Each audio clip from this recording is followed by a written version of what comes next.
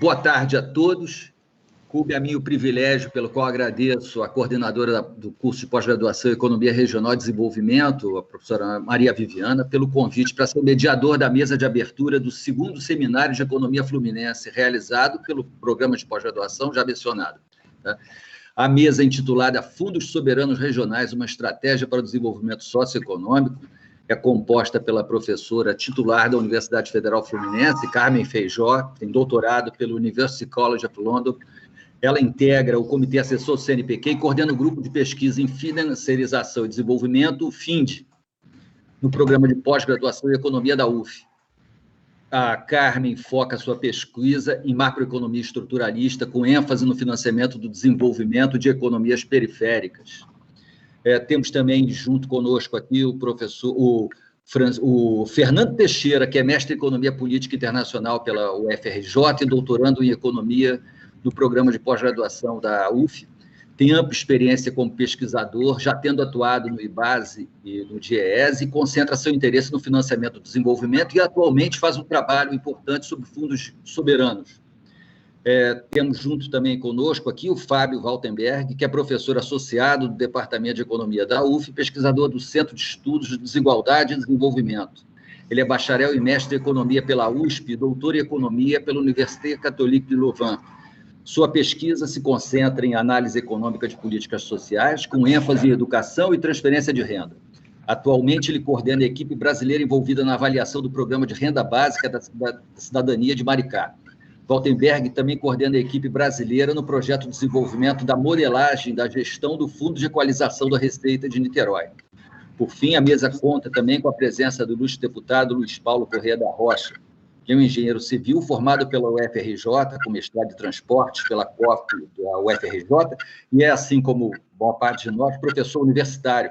Aliás, eu aproveito para agradecer ao deputado Luiz Paulo a intervenção belíssima que fez na Assembleia Legislativa do Rio, na ocasião em que o governo federal fez a primeira rodada de cortes no orçamento do Ministério da Educação, e naquele dia foi um dia que entrou para a história, acho que do país, pela mobilização da sociedade, pela defesa da universidade pública e da educação, de uma maneira geral. O deputado está no seu 5º mandato como deputado estadual e é autor de mais de 100 leis integrando as comissões de Constituição e Justiça, de Orçamento e de Tributação. Sua atuação política, não apenas como parlamentar, mas também em cargos executivos que ocupou, se destaca pelo foco no desenvolvimento econômico do Rio de Janeiro, que inclui desde a promoção dos investimentos e infraestrutura, a crise fiscal do Rio de Janeiro e a indústria de óleo e gás. Cabe destacar, nesse sentido, que o deputado Luiz Paulo Corrêa da Rocha é um dos principais coautores da emenda à Constituição do Estado do Rio de Janeiro, que cria o Fundo Soberano do Estado do Rio de Janeiro. Tal como combinado anteriormente, a ordem das falas é a seguinte: a professora Carmen Feijó dá início às intervenções, ela é seguida pelo Fernando e depois pelo Fábio. E o deputado Luiz Paulo Corrêa da Rocha encerra, faz todas as suas considerações e é o último a se manifestar na mesa.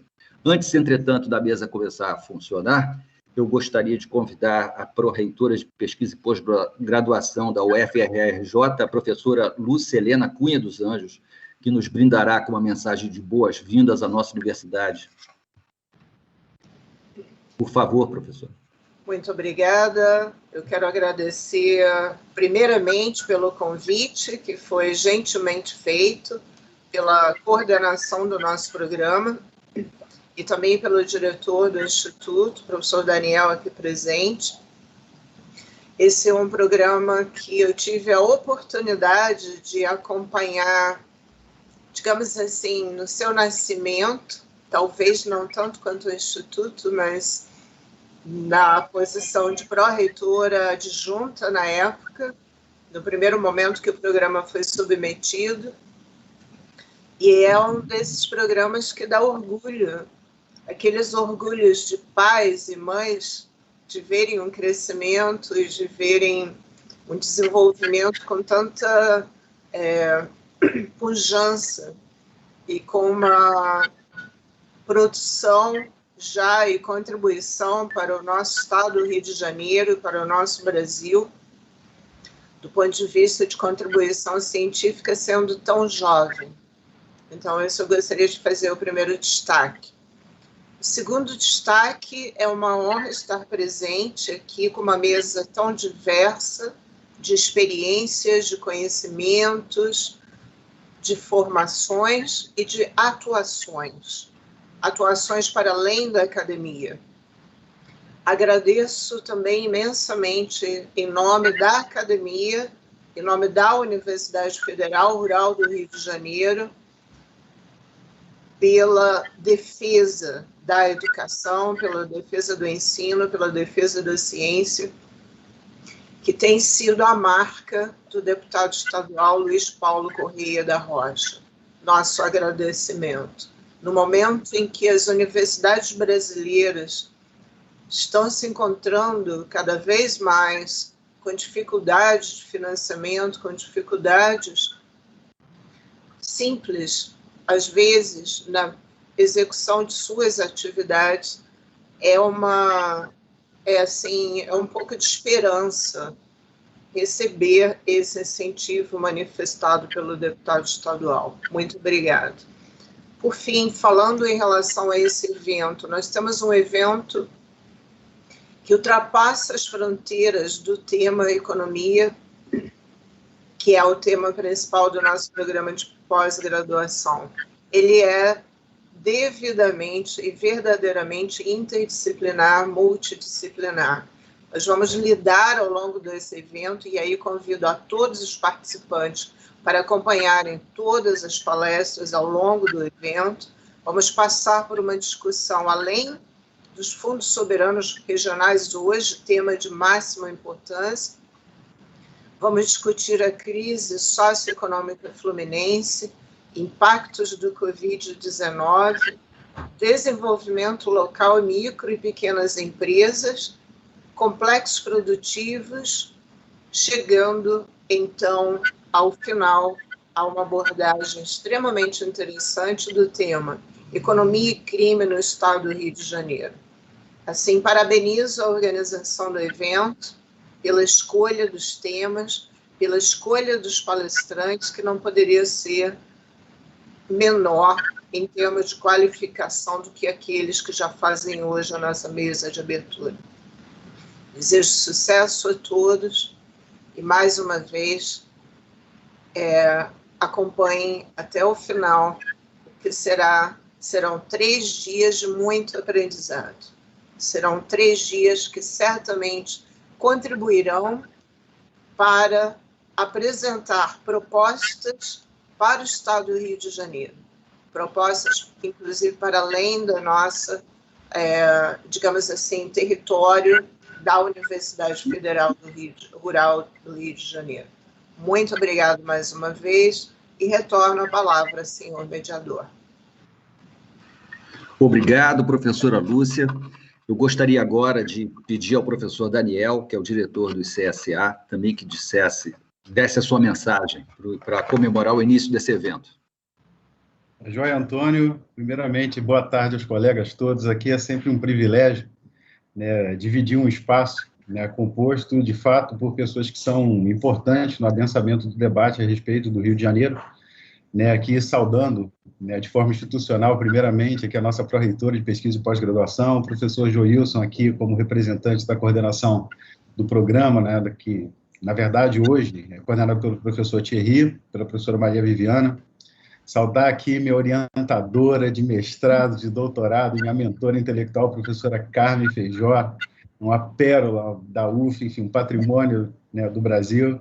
O professor Fábio também, né, que, só recuperando o Lúcia aqui rapidamente, eu lembro que no momento em que estávamos, né, construindo o APCN, né, o grupo, né, capitaneado pelo Joilson, pela Vivi, pelo Alexandre, pelo professor Verlan, eu liguei para o Fábio, né, pedi uma carta de apoio, né, do programa da UF, programa do qual, né, eu originalmente me formei, e o Fábio fez esse documento. Né, foi um apoio institucional importante, reconhecendo a necessidade, né, de se criar, né, de ter, digamos assim, um programa de pós-graduação voltado para o debate sobre a economia fluminense.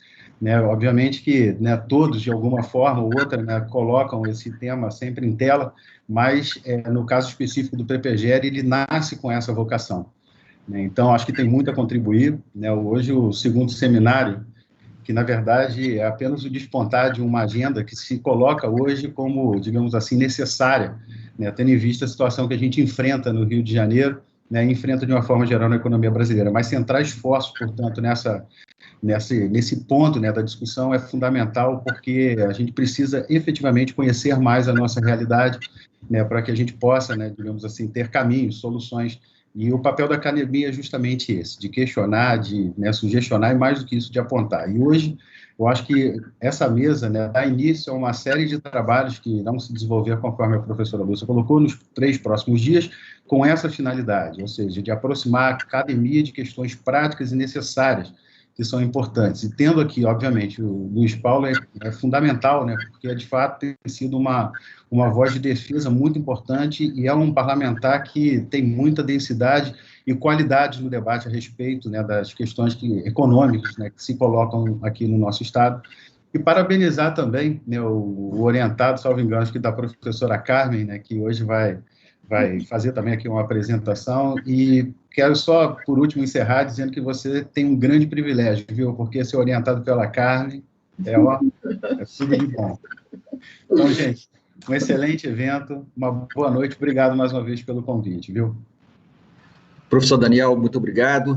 Bom, então, para dar sequência aos nossos trabalhos, professora Carmen, por favor, a mesa é sua. Tá. Bom, então, boa noite. Bom, muito obrigada pelo convite. Para mim também é uma honra estar nessa mesa de inauguração. Parabenizo os organizadores, né, do seminário, que eu também acho que é da maior relevância. É uma grande oportunidade, né, de aproximar os pesquisadores interessados na questão do desenvolvimento, né, regional, que é assim que eu vejo nessa iniciativa, de suas várias dimensões, né? Bom, agradeço também ao Daniel pelas generosas palavras, mas, enfim, eu quero ser bem breve, né?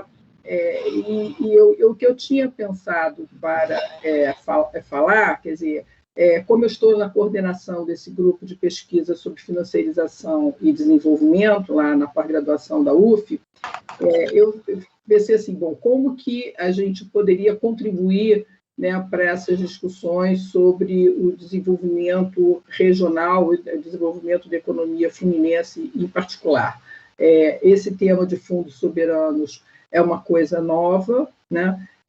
Nós entendemos que é bastante uma linha de pesquisa muito promissora, mas eu gostaria de inserir, né, essa discussão dentro de um conceito que eu acho muito interessante, que é relativamente novo na literatura, que é sobre o estado de desenvolvimento local, ou o estado desenvolvimentista local, né? Então, e nessa percepção, a gente olha as funções do sistema financeiro, entendendo qual seria a sua funcionalidade, né, que se definiria pela sua capacidade de gerar desenvolvimento. Esse conceito de funcionalidade do sistema financeiro é um conceito que o Antônio conhece bem, e eu acho ele precioso, né, porque ele permite você fazer o contraponto entre você olhar o sistema financeiro indo além, né, de avaliar a eficiência dele, né, como canalizador de recursos, né,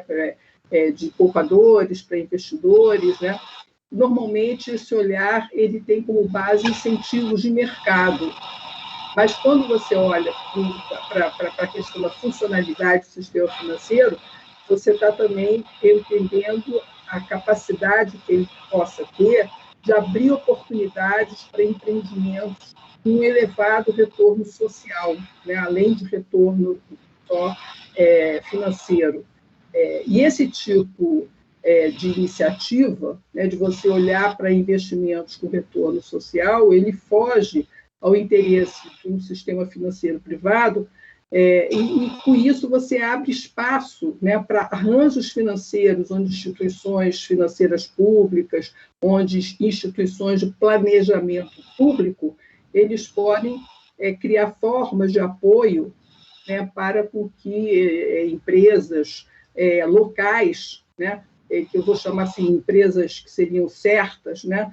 Eles poderiam ser apoiadas e seriam aquelas que teriam a capacidade de aumentar a produtividade a longo prazo, né? E essa palavra produtividade, então, eu acho que ela é chave para você entender o crescimento sustentável, inclusivo, né? E com redução de pobreza e com aumento do bem-estar. Então, eu acho que já está claro hoje na literatura econômica, e a gente trabalha, né, dentro dessa linha, você, então, pensar em desenvolvimento econômico local, assim, mas com a presença forte do Estado desenvolvimentista local, né? E o objetivo, então, seria ele proporcionar o impulso certo para o desenvolvimento sustentável. É claro que a possibilidade de você usar, então, fundos, né, soberanos é absolutamente essencial. Agora, não basta você ter o recurso, é importante também você saber administrá-lo, né? E eu acho que a melhor ótica é você pensar nas potencialidades de desenvolvimento com horizonte mais longo de tempo. Eu diria assim, que a filosofia desse modelo de desenvolvimento local implica você assumir que os governos subnacionais eles não precisam apenas esperar, né, soluções que venham de cima e tampouco, né, esperar que as forças de mercado vão fazer a mágica, né, da alocação eficiente, mais eficiente dos recursos. Quer dizer, então, você capacitar, né, esses entes públicos, né, para eles serem proativos, né, e poder, então, tomar iniciativas que, em geral, têm resultados muito melhores. Então, a ideia é contribuir, eu acho que com a pesquisa que a gente desenvolve, ou busca desenvolver lá no nosso grupo, na Federal Fluminense, de pensar um novo motor para o desenvolvimento, né, que seja genuinamente inclusivo e a partir do conhecimento das potencialidades de desenvolvimento local. Então, essa é uma especificidade dessa ideia do desenvolvimento local, você reconhecer que o local, o específico do local, ele é melhor percebido, né, pelos entes locais e, então, eles têm melhor capacidade de articulação, né, das forças produtivas e pode, não só em redes locais, mas também regional e nacional. Então, eu acredito que uma linha de pesquisa importante para o nosso grupo é pensar, então, em governos subnacionais proativos, né? Isso implica você ter um arranjo institucional que vai ser específico, de acordo com a realidade de cada local, e que exatamente o local ele tem uma posição muito melhor, né, do que um governo central para você fornecer o apoio institucional que seria necessário, os estímulos para pequenas e médias empresas, por exemplo, que possam se estabelecer e possam crescer de forma sustentável. Então, é claro que o fortalecimento, o desenvolvimento desses modelos de desenvolvimento local, você tem que ter, por um lado, vontade política, né? Mas também eu acho que você deve aliar a pesquisa científica, que vai, então, permitir você identificar potencialidades para serem desenvolvidas, né? Para você canalizar os recursos, que, obviamente, são sempre escassos, mas com vista de você aumentar a produtividade a longo prazo e reduzir desigualdades. Eu gosto de pensar, né, que esse conhecimento das potencialidades locais, você fortalece uma cultura desenvolvimentista, né? Então, é importante você ter essa consciência, né, porque isso estabelece um compromisso, né, daqueles envolvidos na administração pública com essa questão do desenvolvimento de longo prazo. Isso passa a ser um valor, né, que deve ser preservado. Eu acho que isso pode ser um bom ponto de reflexão inicial. Eu gosto no nosso grupo, a gente organiza boletins, né, que são quadrimestrais, e um deles a gente usou uma frase de abertura que, né, a gente que acha bastante inspiradora, é que você não deve desperdiçar uma boa crise, né? Então, a gente vive o Estado brasileiro em crise, né? Os estados locais em crise, mas é justamente esses momentos que a gente que possibilitam, né, o surgimento de soluções para você pensar fora da caixa, né? Eu acho que a gente, então, não deve desperdiçar. Eu vejo esse seminário muito oportuno, então, né? Agora, a gente saindo da pandemia, esperamos, para com que a gente se fortaleça, né, com esse reconhecimento da necessidade da gente juntar esforços para pensar fora da caixa. Então, agradeço aí novamente a oportunidade de estar nessa mesa de abertura, compartilhando com os meus colegas, e sucesso aí para o evento. Obrigada, Antônio. Tá bom. Professora Carmen, muito obrigado. Agora, então, seguindo a nossa sequência, vamos lá, Fernando. Vamos lá. Bom, primeiro, boa tarde, né, a todas e todos. Agradecer muito ao convite, na figura do professor Antônio José, da Universidade Federal Rural do Rio de Janeiro, né, a organização do evento como um todo. Acho que é um evento, como a Carmen comentou, de suma importância. Esse debate sobre desenvolvimento regional ainda é muito pouco realizado no Brasil, né? E no caso do Estado do Rio de Janeiro, então, é fundamental que esse debate seja reativado, digamos assim. Cumprimentar os demais participantes da mesa, né? E vamos lá, eu na verdade, eu preparei uma fala breve, mas como eu não sei se todo mundo que está assistindo tenha a dimensão do que sejam fundos soberanos, né? Eu vou explicitar brevemente, e aí eu vou trazer para o caso dos fundos subnacionais recém-criados no Brasil. Bom, primeiro que, assim, fundos soberanos de riqueza são fundos de gestão intertemporal, então, assim, geralmente atrelados a recursos finitos. Então, você tem países ou entes subnacionais que, a partir de uma extração de um mineral ou de algum outro recurso finito, quer fazer a gestão desses recursos para que as gerações futuras também se beneficiem desses recursos que, em pouco tempo, ou num curto espaço de tempo, tendem a se esvair. São três delimitadores que podem ser tratados para tentar, mais ou menos, ter a concepção do que são fundos, né? Primeiro, né, são estatais, isso é importante. Segundo, administram, né, geralmente, quando é um fundo nacional, administram recursos externamente, então fazem a reciclagem externa de forma separada de uma gestão de reservas internacionais, como no caso dos bancos centrais. E, ao mesmo tempo, eles, apesar de serem estatais de nascença, eles vivem e se desenvolvem dentro do mercado financeiro. Então, assim, são fundos institucionais que investem. Eu acho que isso é importante, porque isso, na verdade, foi um dos motivos pelo qual eu me atraí a estudar o tema, porque uma perspectiva binária entre Estado e mercado não necessariamente compreende o que os fundos podem fazer, né? Eu acho que outra característica importante é que 65% dos fundos existentes hoje no mundo, que beiram ali quase a casa de 100 fundos, nasceram depois da onda de liberalização financeira. Então, são pós-1995, e estão atrelados a dois fatores fundamentais. Primeiro, as crises de balanço de pagamentos dali do final dos anos 90, e segundo, o boom dos preços das matérias-primas ali em meados dos anos 2000. Com relação aos objetivos desses fundos, né, eles podem ser desde poupança intergeracional, estabilização, financiamento, desenvolvimento, equalização de receitas, ou fundos estratégicos, enfim.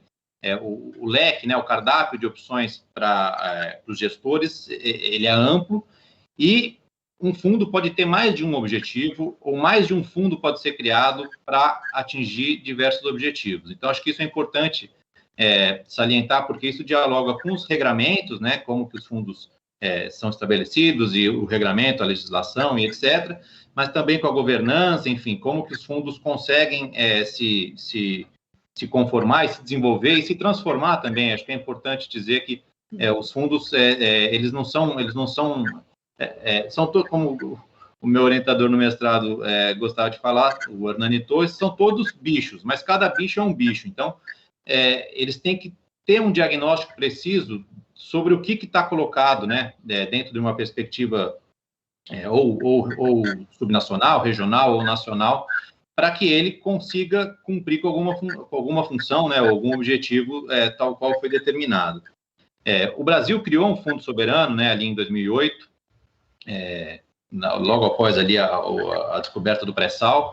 Era um fundo que tinha uma expectativa de que até 2023 fosse um gestor importante dessa riqueza finita, mas ali, pós acontecimentos ali de 2016, esse fundo foi escanteado até ser desmobilizado em 2019. O que acontece desde então? Quatro entes subnacionais brasileiros, né, e aí no caso Maricá, Niterói, Ilhabela e o Estado do Espírito Santo, decidem criar fundos a partir de recursos de compensação, então royalties e participação especial. E aí, diferentemente dos fundos nacionais, que geralmente fazem essa reciclagem externamente, né, para fazer a esterilização monetária por um lado, mas ao mesmo tempo esses fundos podem cumprir papel como colchão fiscal, né, se a depender aí da variação do preço das matérias-primas, enfim. No caso dos fundos subnacionais, os recursos já são convertidos. Então, assim, o investimento é feito domesticamente, né? É feito no país. E aí, abre uma janela de possibilidades. O que a gente compreende? Que um fundo isoladamente provavelmente teria dificuldades em promover o desenvolvimento local, né? Não seria talvez o instrumento mais adequado. Mas, pensando o fundo dentro desse estado de desenvolvimento local, ou desse arcabouço institucional mais amplo, como a professora Carmen comentou, as possibilidades se expandem. Então, assim, é fundamental, se você tem dentro desse arcabouço um banco de desenvolvimento, uma agência de fomento, a universidade, incubadoras, enfim, você cria possibilidades para que esse sistema financeiro, e o fundo como investidor institucional é parte dele, viabilizem o financiamento ao investimento, né? Porque uma coisa que a gente verifica é que se crise fiscal, né, se crise nas receitas, enfim, são um problema, você ter um recurso extra, muitas vezes é encarado também como um problema, mas é um problema bom nesse caso, né? Mas a partir né, e aí pensando muito no caso brasileiro, essa agenda de judicialização da política pública, da política de investimento, de um estado de desenvolvimento, os entes, né, os gestores ficam muito mais, às vezes, preocupados em atender as legislações e o aparato jurídico que, eventualmente, acabam até por travar a possibilidade de investimento, do que fazer daquele instrumento um instrumento que permita, né, a mudança estrutural, o investimento de mais longo prazo. Então, eu acho que esse desafio está colocado para esses 4 fundos atualmente existentes. Eles administram aí, atualmente, algo em torno de R$1,5 bilhão em conjunto.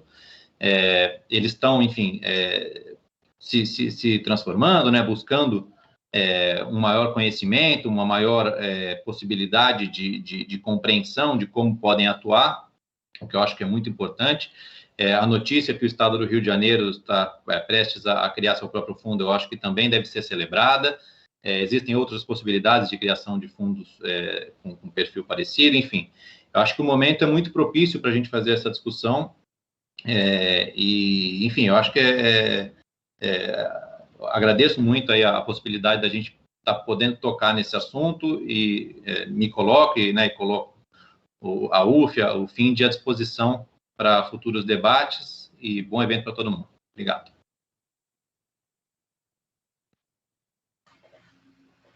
Obrigado, Fernando. Então, vamos rapidamente passar a palavra para o Fábio Waltenberg. Obrigado, gente. Eu queria reforçar as palavras de todos, agradecer pelo convite, dizer que é uma honra, um privilégio estar aqui. O Daniel já contou um pouco da história que eu ia contar, né? Então, mas já antecipou, eu vou colocar a mesma história de outra perspectiva, né? E também levando em conta, a Lúcia disse que viu nascer o programa, não é isso, professora Lúcia? A gente se vê um pouco como irmão mais velho, assim, né? Como o programa de pós-graduação em economia da UF, e com um prazer enorme de ver o irmão mais novo já aí botando, né, as manguinhas de fora, né? Com tão pouco tempo, uma atuação já expressiva, e esse seminário que, olhando o programa aqui, eu não sei como é que eu vou fazer, porque tem tanta coisa nesses próximos 2 dias, eu queria assistir todas as sessões, mas tem filho, tem aula, tem tanta coisa, então realmente uma iniciativa muito importante a de vocês. Bom, a minha trajetória não é tanto de economia regional, de economia de desenvolvimento local, né, mas eu acabei sendo trazido para essa agenda de uma certa forma.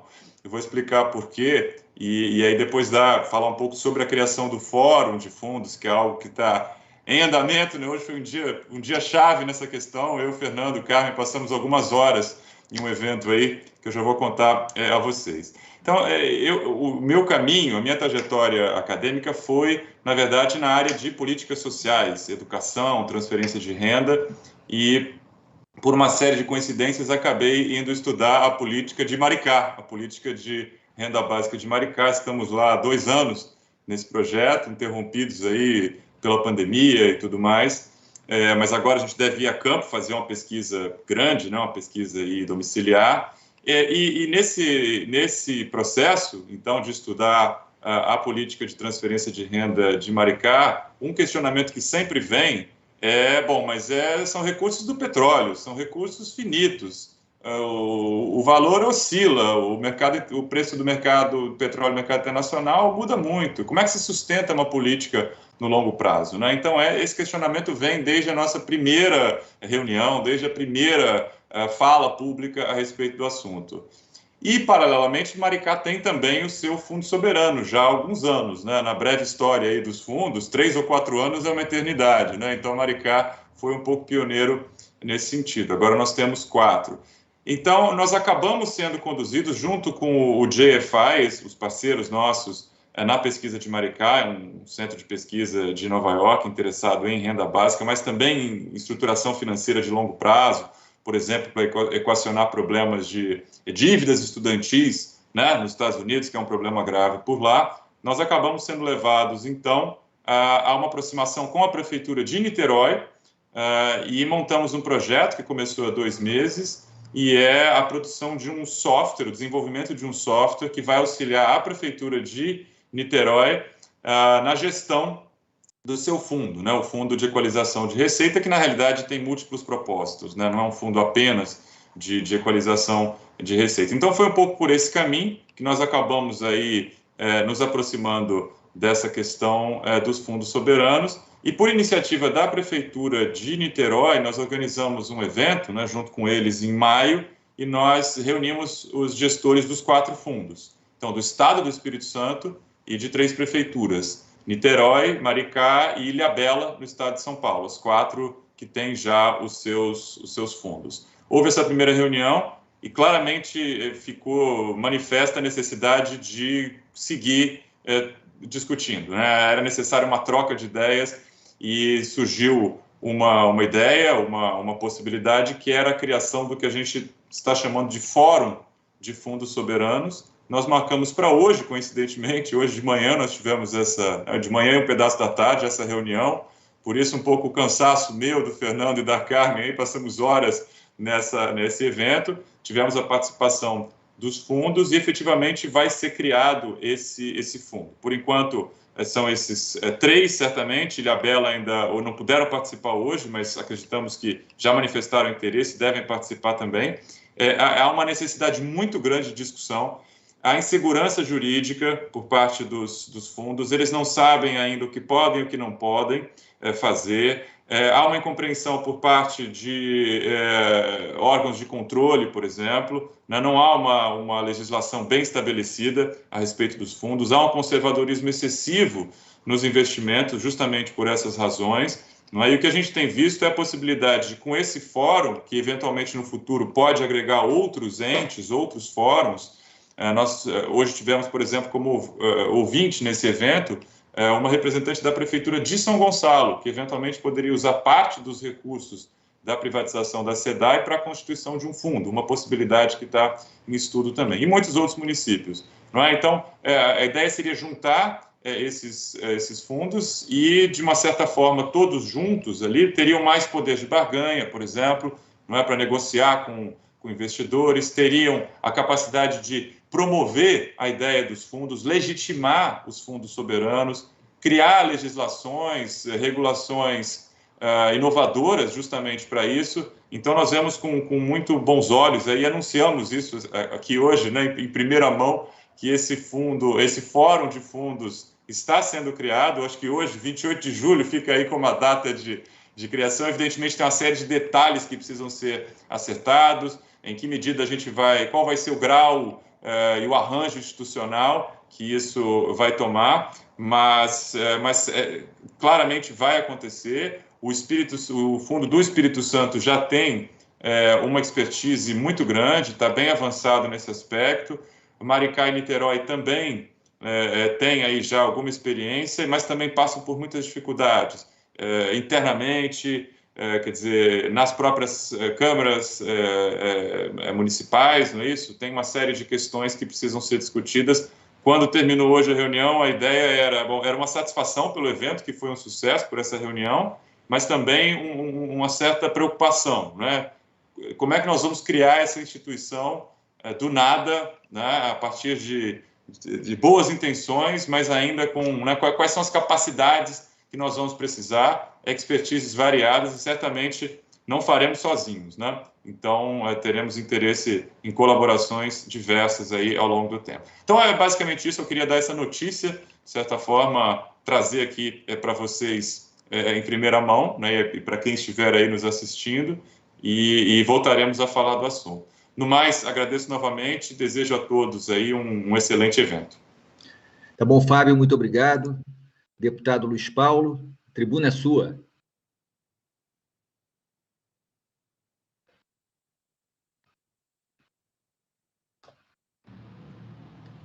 Muito obrigado pelo convite. Queria cumprimentar as professoras Lúcia e Carmen, e cumprimentando as professoras Lúcia e Carmen, eu cumprimento o Antônio, o Daniel, o Fernando, o Fábio e o Joilson, que nesse momento está fora da minha tela. Primeiro, afirmar que é um prazer participar de uma mesa dessa qualidade, visto que sou engenheiro civil.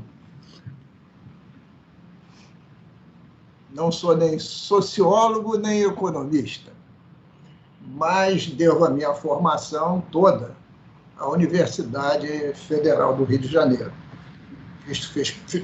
Fiz lá meu curso de engenharia e o meu mestrado em transportes. E na Assembleia Legislativa, desde que me elegi, eu procuro me dedicar às políticas de desenvolvimento econômico e social. Por isso, sempre fiz questão de participar da Comissão de Constituição e Justiça, que é a porta de entrada de todos os projetos de lei da Casa. Nada acontece na Assembleia sem passar pela Comissão de Constituição e Justiça. E das comissões de orçamento, e em especial a de tributação, que eu presido, exatamente cuidando da parte da arrecadação. E, na maioria das vezes, ao longo dos meus 5 mandatos, sempre na oposição, porque estou sempre em discordância com os mais sucessivos governos. Sem querer ser o Pancho Villa, parece que está governo, eu sou contra. Mas sempre com a ótica, né, a favor do desenvolvimento econômico e social do Estado do Rio de Janeiro. E foi dito aqui, né, pela professora Carmen, e eu trabalho sempre aqui com meus cadernos, né, que não se deve desperdiçar uma boa crise. Né? E eu concordo, porque desde 2017, o Estado entrou numa rota falência, né, que iniciou-se as perdas de receitas continuadas no segundo semestre de 2014. O início da crise é o segundo semestre de 2014. E o primeiro ponto dessa crise foi o preço do barril de petróleo desabar de 100 para patamares que acabou indo abaixo de R$30, de $30 o barril. E, evidentemente, com isso, desabou todo o sistema do Estado, porque royalties de participação é a segunda receita do Estado, só perde para o ICMS. E dentro dessa lógica, nós temos também uma dívida com a União estratosférica, na casa dos 170 bilhões de reais, e o Estado não teve mais dinheiro para pagar o serviço da dívida. Não é nem pagar o principal, não, pagar o serviço da dívida. E com isso começou a se ter aí o sequestro das contas do Estado pela União e o caos se instalou. Então, em 2017, governos enfraquecidos pela corrupção e pela incompetência se renderam a assinar um regime de recuperação fiscal absolutamente fiscalista, sem nenhuma perspectiva de desenvolvimento econômico e social para o Estado, onde a única ótica é cortar despesa e colocar a responsabilidade quase exclusiva da debacle do Estado na folha do funcionalismo público estadual, incluindo, evidentemente, todos os poderes e as nossas universidades estaduais. Esse regime, onde o Estado conseguiu cumpri-lo no que diz respeito à redução das despesas, mas não conseguiu cumpri-lo naquilo que diz respeito ao aumento da receita. Até porque o Estado, né, como eu sempre falo para o Joilson, não consegue responder a duas perguntas básicas: o que fazer e como fazer. Então, se pegar qualquer desses últimos governadores, perguntar a eles o que fazer e como fazer, vai ser uma axiologia total. Eu acho isso, eu acho aquilo, que não é demonstrável cientificamente por nenhuma simulação. Bom, e dentro dessa ótica, só para sintetizar, nós estamos tratando agora de um novo regime de recuperação fiscal, que, no meu entendimento, é mais duro que o primeiro, mas, ao mesmo tempo, o Estado tem que tentar entrar nele. Dessa vez não é único e exclusivo para o Estado do Rio de Janeiro, é para qualquer Estado, qualquer unidade da Federação, que assim tiver as condições precárias para entrar. E dentro dessa ótica, novamente, existe um nível muito grande de podar as despesas. Teto de gasto, reforma previdenciária, aos moldes do que aconteceu na União, acabar com o triênio, segurar o concurso público, segurar a ascensão vertical de plano de carreira e por aí vai. Né? Mas, ao mesmo tempo, com a cassação por corrupção do governador Wilson Witzel, do qual eu fui autor do pedido do impeachment, a Assembleia passou a ter, né, um papel mais decisivo dentro do Estado, porque teve um melhor credenciamento. O nosso presidente André Siciliano se aproximou da academia, né, claro, sempre solicitado pelos mais diversos parlamentares, criou uma assessoria fiscal, colocou lá para presidi-la o economista Mauro Osório, né, que sempre foi um advogado, né, da política da economia regional. E aí as questões que a gente passou a levantar começaram a ter mais eco. dentro de uma assembleia mais protagonista. Bom, e dentro desse contexto, o deputado André Siciliano resolveu que ia fazer uma proposta que nós assumimos, quando digo nós, diversos parlamentares, de criar o Fundo Soberano, Fernando. E ele está criado por emenda constitucional, não é por lei ordinária.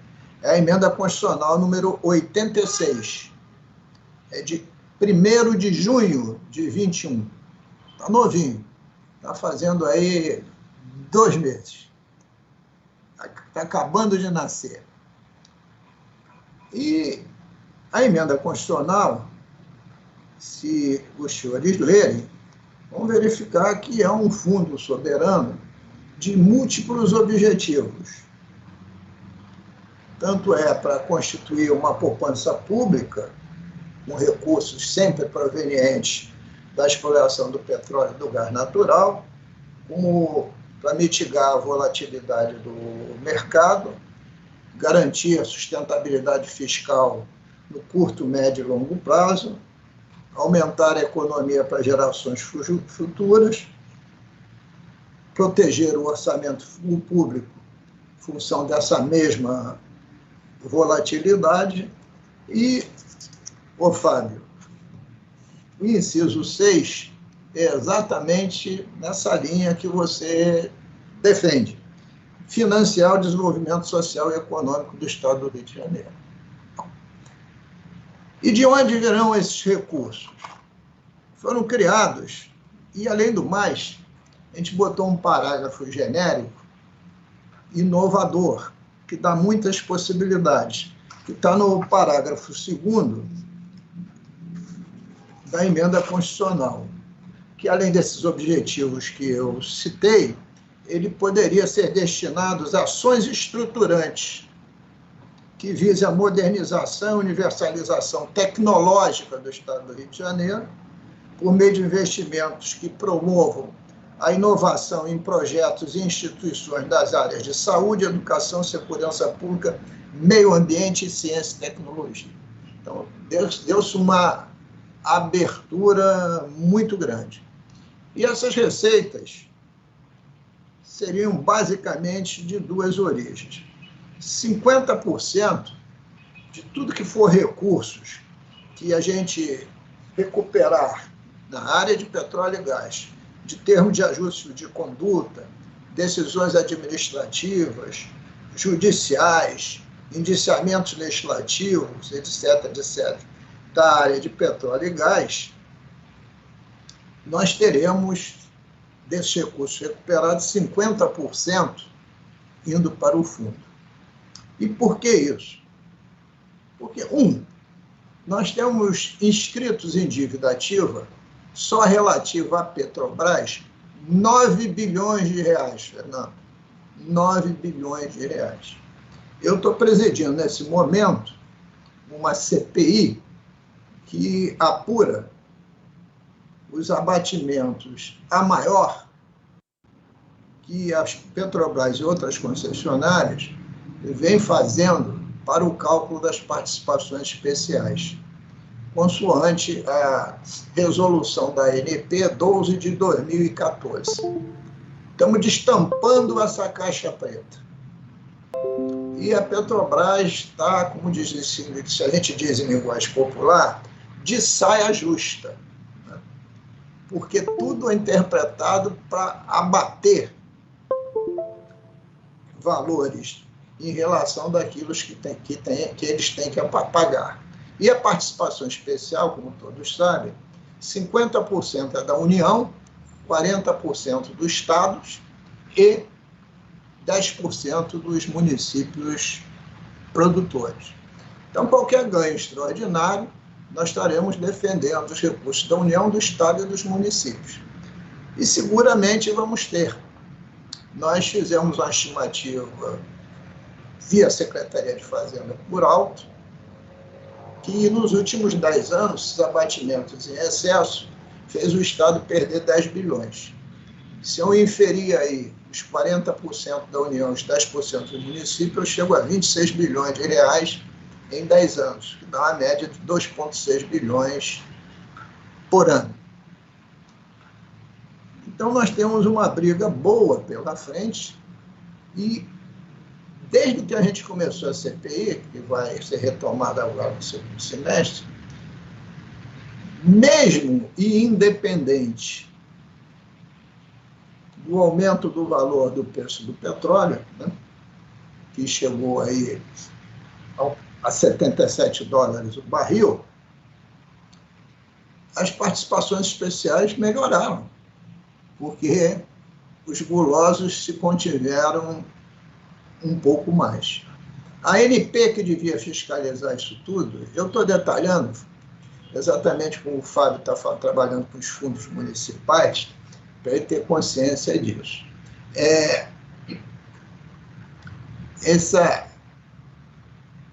A Agência Nacional de Petróleo, que se eu desejar e o parlamento quiser, eu posso denunciá-la por prevaricação, tinha somente 4 profissionais para fiscalizar todas as participações especiais, o que é absolutamente impossível, né?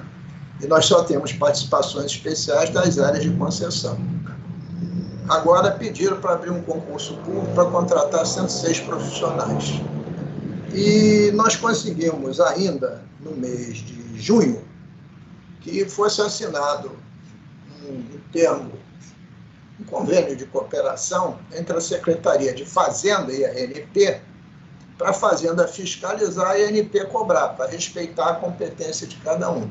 Então, pela primeira vez, a Secretaria de Fazenda vai poder acessar, né, os dados que a Petrobras e as outras concessionárias sempre consideraram sigilosos. E estou falando sobre isso porque a segunda fonte de recurso é 30% de tudo aquilo que nós realmente arrecadarmos, subtraído daquilo que estava previsto na lei orçamentária. Dou um exemplo.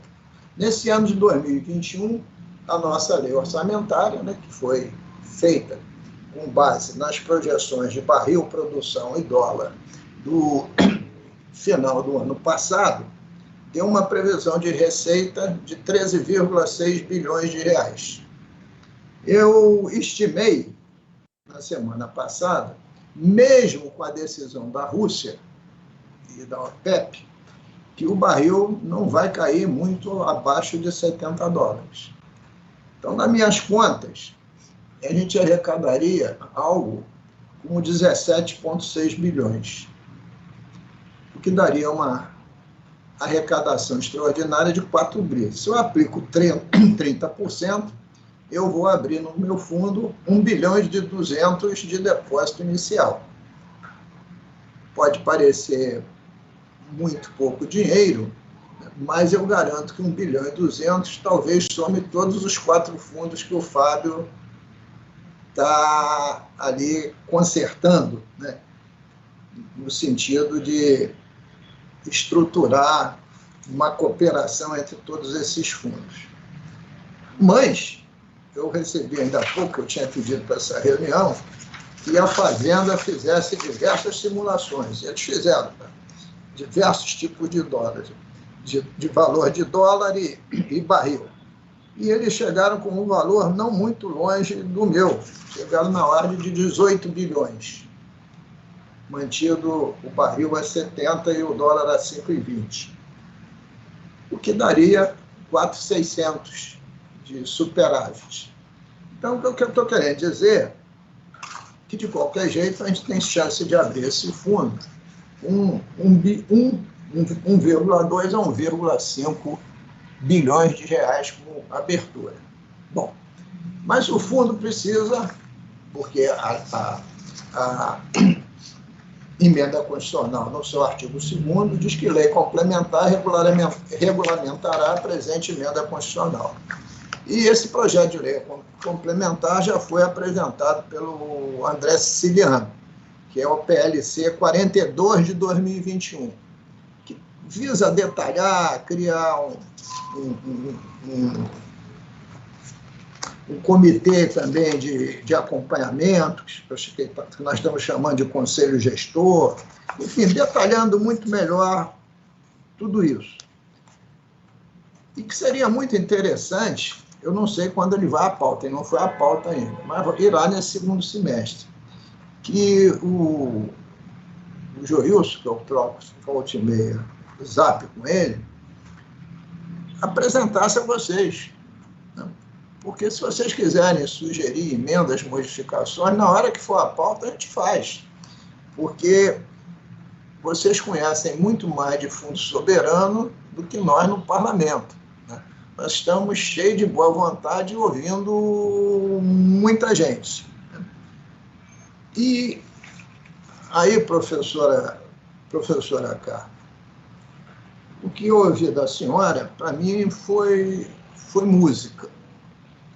Porque o Joilson sabe disso. O que eu mais tenho defendido nesse novo regime de recuperação fiscal é que a gente construa um plano de desenvolvimento econômico e social. E, evidentemente, né, a partir da nossa economia local e das realidades dos nossos 92 municípios. Mas, para se chegar lá, é necessário que se construa uma matriz insumo-produto e um sólido banco de dados, né? Que a gente está tentando viabilizar um convênio entre a Universidade Federal Rural com a Universidade Federal do Rio de Janeiro. Tá, essa matriz está pronta em, no máximo, 18 meses. Vamos aí já na parte final de acertar aí as propostas para fazer a adjudicação. Né? Então, e a partir daí, a gente poder simular, né, todas as hipóteses possíveis de desenvolvimento, com todas as lógicas possíveis, né, para que a gente tenha algum nível de segurança dos caminhos que serão tomados e de como, de fato, nós poderemos alocar com convicção esses recursos. Porque hoje ninguém sabe, não temos governança, porque a grande maioria dos gestores, com as exceções de praxe, não sabem o que fazer. Qual é o plano estratégico de desenvolvimento econômico e social do nosso país? Se alguém conseguir responder, ganha um doce. Se o país não tem, como os estados vão ter? Se eu perguntar quanto o estado do Rio de Janeiro dá de subsídio fiscal, mas que o Joilson rode lá na matriz da universidade, esse não vai chegar a lugar nenhum. Porque a base de dados é falha. A Secretaria de Fazenda não calcula corretamente. Se eu falar para um determinado setor, um determinado benefício fiscal, como manda a lei, as estimativas, quando vem todas erradas, falhas. Né? Então, precisa de instrumento científico para dar solidez a esse projeto. E o Fundo Soberano, ele cria as regras, né, para que esse dinheiro seja gasto aleatoriamente. Se eu estiver falando muito... Deputado, eu não sei como lhe interromper, porque está excelente a sua intervenção e acho que todos gostariam de ouvir mais, mas há um problema aqui, que é uma mesa que começa exatamente agora. Perfeitamente. Então, eu já recebi também uma catucada aqui, mas lamento muitíssimo. Então, eu encerro aqui, né, dizendo que esse Fundo Soberano, né, ele tem essa função, né, de ser um fundo que possa ser aplicado realmente em políticas estratégicas que visem o desenvolvimento econômico e social do Estado do Rio de Janeiro. Acabei, professor. Tá bom. Muito obrigado, deputado.